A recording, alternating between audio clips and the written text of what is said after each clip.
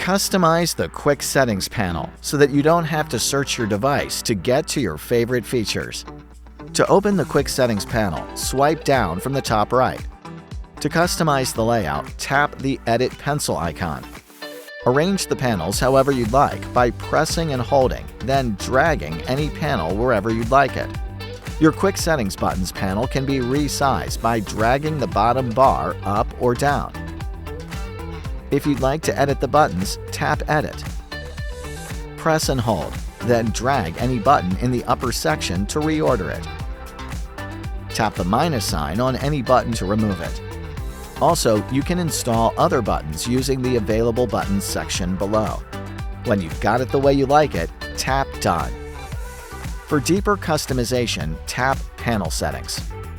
Beginning with One UI 7, the default setting for the Quick Settings panel is separate from the device notifications. To change back to a combined notification and Quick Settings panel, you would select Together. For lefties, you have the option to configure the Quick Settings panel so that swiping down from the top left of the screen will pull it down. Customize your phone to work exactly as you like to use it with the Quick Settings panel.